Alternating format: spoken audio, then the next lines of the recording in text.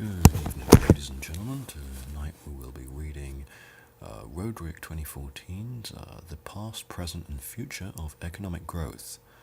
We will be reading an 8-page summary of the paper because the actual thing is 60 bloody pages long and I don't have time for that. So without further ado, let's get stuck right in. So the author's argument: there are two pieces to the development puzzle.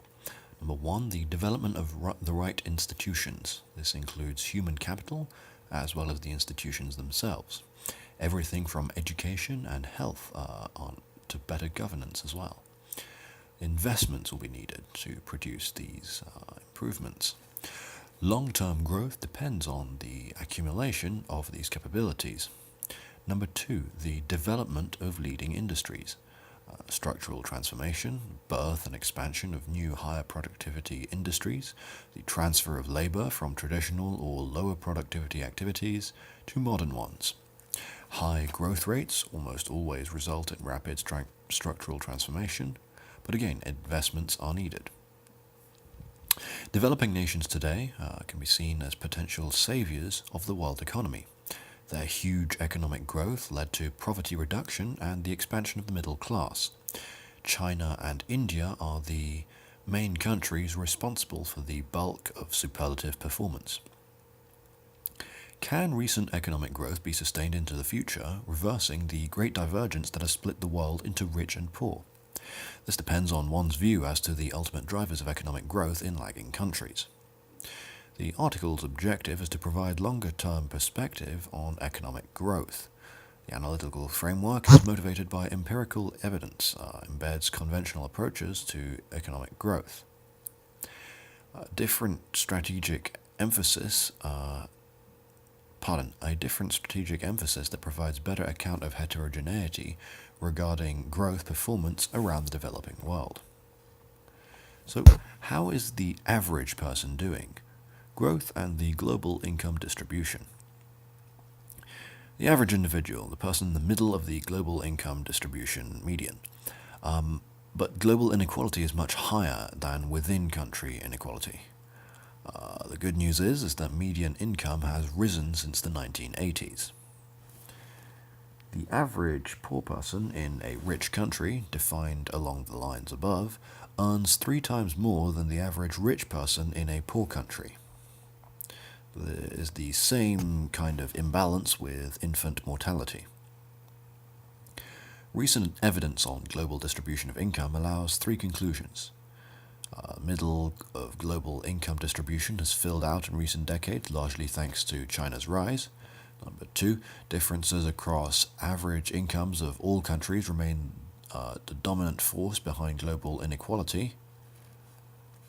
And number 3, aggregate economic growth in the poorest countries is the most powerful vehicle for reducing global inequality. Growth over the long term, industrialization and the Great Divergence. Industrial revolution countries have large enough stock of relatively educated and skilled workers who could fill up and run the new factories. They have sufficiently good institutions to generate incentives for private investment and market expansion. Elsewhere, industrialization depended on importing the necessary skills and institutions.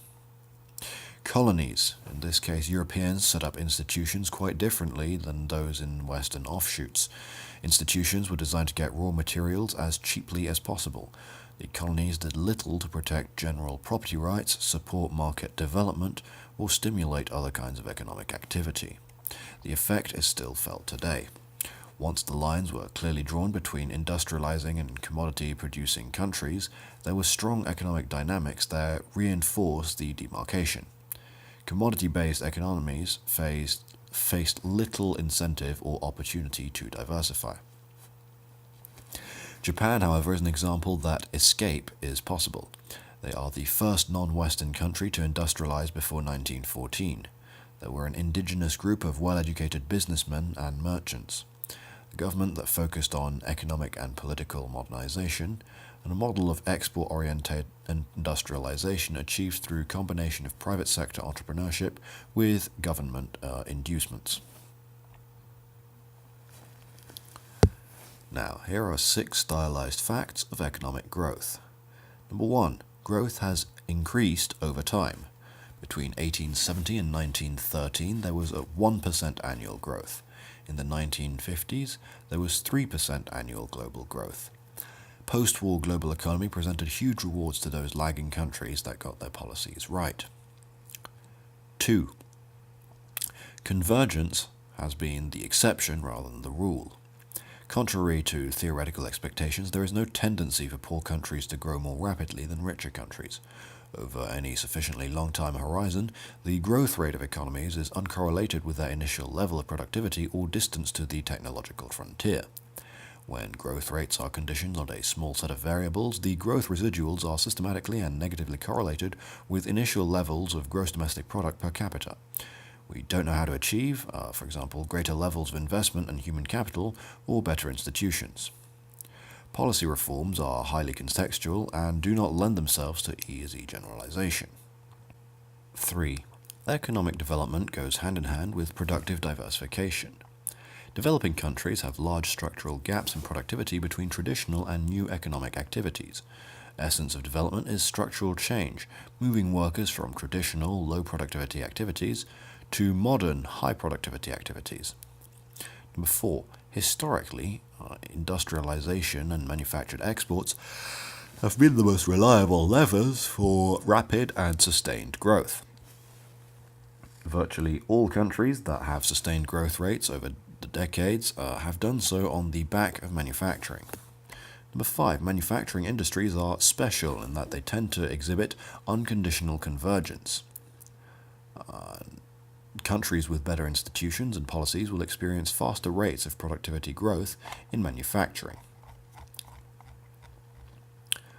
Number 6. The most successful economies have not been the ones with the least state intervention. The strategy of reform.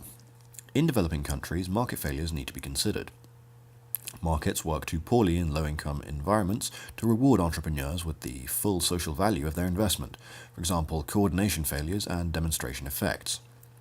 The list of government failures that need to be fixed is neither short nor well. It turned out not to be enough to reduce subsidies, formal trade barriers, and state ownership. Standard policy reforms did not produce long-lasting effects if the background institutional conditions were poor. The standard approach overlooks the contribution of unorthodox shortcuts. In reality, few, if any, countries have grown fast because of the institutional reforms of the type discussed. Successful economic transitions are marked by the sequential relaxation of one binding constraint after another, using policy tools that are tailored to local circumstances, such as China. Industrialization, in particular, is often stimulated by unconventional policies that compensate entrepreneurs and investors for the high taxes imposed on them by the poor market and institutional environment. More intervention can sometimes be better than less. The most effective way to counter market or government failures can be to compensate for such failures indirectly, rather than attempting to eliminate them. Prognosis. Environmental concerns will play a much larger role than they did in the past and will make it more costly to develop traditional, quote-unquote, dirty industries such as steel, paper, and chemicals. Producers everywhere will be under pressure to utilize greener technologies that generate less pollution and greenhouse gas emissions. Policy implications. The future of growth is quite unlikely to look like its recent past. Developing countries will probably still grow faster than the advanced countries, but this will be due in large part to the decline of growth in the latter. Growth depends primarily on what happens at home. The main policy implication is that we will require future growth strategies that differ in their emphasis, even if not their main outlines. Reliance on domestic markets and resources will need to substitute at the margin for reliance on foreign markets, finance, and investment.